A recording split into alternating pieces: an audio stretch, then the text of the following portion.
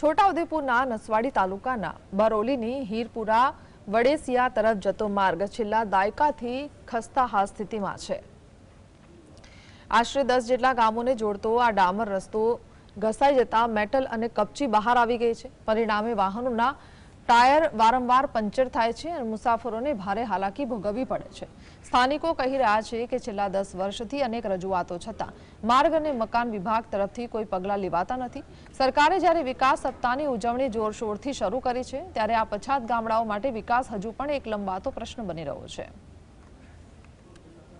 બરોલીથી જસકી લગી જાય કેવાય રસ્તો અને ખરાબ રસ્તો થઈ ગયો છે। બધો પંચર પડે, ટાયર બગડે એવા છે કહેવાય રસ્તો। તો રિપેરિંગ કરતા હતા સારું। ઘસાજેલો જબ્બર છે અને ખાડા હો બહુ છે, એટલે થોડું રિપેરિંગ થઈ જાય તો સારી વાત। છોટાઉદેપુર જિલ્લાના નસવાડી તાલુકાના બરોલીથી વડેસિયા ગામે જવાનો રસ્તો છે। આ રસ્તા ઉપર 10 જેટલા ગામ આવેલા છે। આપ તસવીરોમાં જોઈ રહ્યા છો, આ રસ્તો છે તે ડામર રસ્તાની આખી સપાટી જ ઘસાઈ ગઈ છે।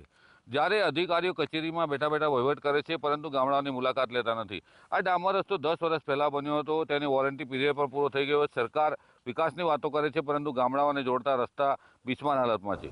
ડામર રસ્તાની કપચી ઘસાઈ જતા જેની જે કાંકરી નીકળે છે તે કાંકરી ટાયરમાં વાગે છે અને ટાયરો પંચર પડે છે। આવી સ્થિતિમાં 10 કિલોમીટરનો આ રસ્તો છે। 10 કિલોમીટરના લોકો અહીંયાથી પસાર થાય છે ત્યારે વાહનોને નુકસાન પણ થાય છે। વિકાસની ગોલબાંગો વચ્ચે આદિવાસી વિસ્તારના ગામડાઓને જોડતા રસ્તા બિસ્માર હાલતમાં છે ત્યારે પંચાયત માળ મકાન વિભાગના અધિકારીઓ કચેરીની બહાર નીકળે અને આવી રસ્તાઓની મુશ્કેલી છે તેને દૂર કરે તેવી માંગ કરી રહ્યા છે। રફીક ધણીવાલા, GSTV, છોટાઉદેપુર।